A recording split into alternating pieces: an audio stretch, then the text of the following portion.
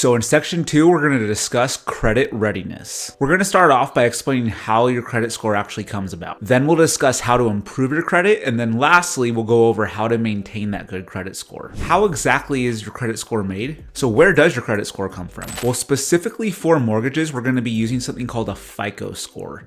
Many times consumers will pull their own credit score that's different than what we're going to pull, and we'll go into why. So as far as how your FICO score is comprised, let's go over how it's made up. So there's 5 different factors, and I'll show you here on this pie chart. 35% of your score is going to be made up of your payment history. 30% is going to be how much you owe. 15% is going to be the length of credit history. 10% will be made up of new credit, and then 10% is going to be credit mix.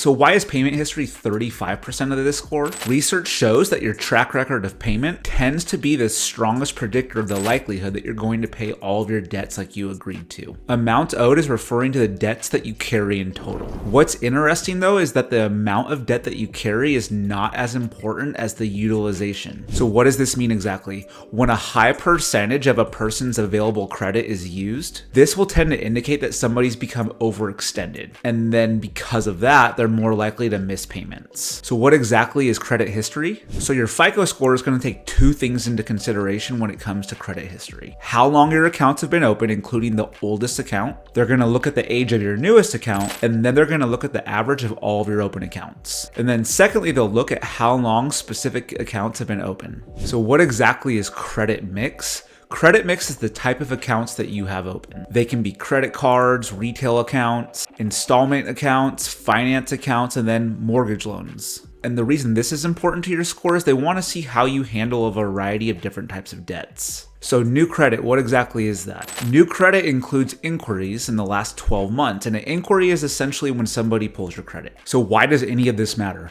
Well, when it comes to applying for a mortgage, your credit score is going to be a vital piece of the puzzle. Now, although it's combined with other factors, depending on how low or high your credit score is, that's going to dictate your interest rate, which in turn is going to dictate your monthly payment. The best possible credit score will give you the lowest rate, lowest mortgage insurance, and so on. So now that we've gone over what your credit score is comprised of and why it matters, let's talk about how we can improve your credit. The number one thing that we discuss with clients is credit report accuracy.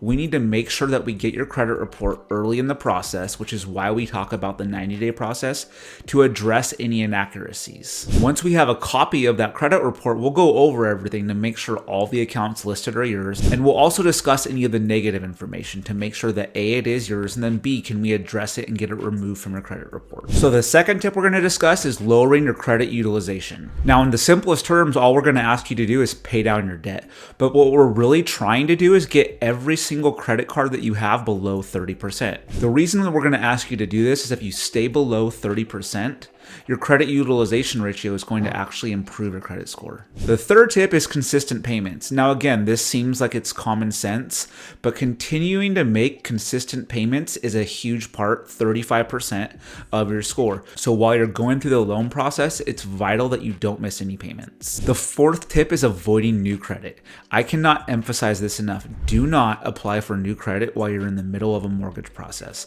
There's nothing worse for me as a mortgage broker having to call a client to let them know that the new appliances they bought or the new furniture put their credit utilization ratio above 30%, it dropped their credit score, and now that the interest rate that they qualified for previously is no longer available.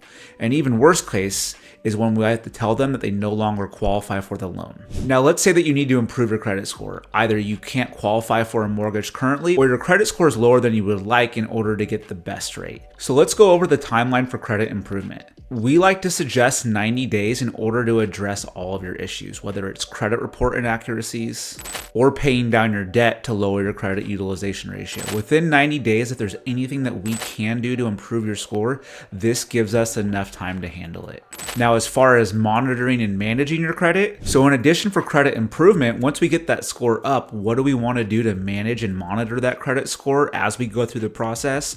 Well, there's a few things that we've already discussed. We'll go ahead and reiterate them now. Do not take on new debt. This will increase your credit utilization ratio more often than not, and for each inquiry that you take that's going to possibly lower your credit score. There's tools like myfico.com that are on the internet which allows you credit monitoring that I highly suggest you use. So I hope this gives you a better understanding as far as your credit score and what part it plays in the process. So this is not intended to be an all-encompassing discussion on credit scores.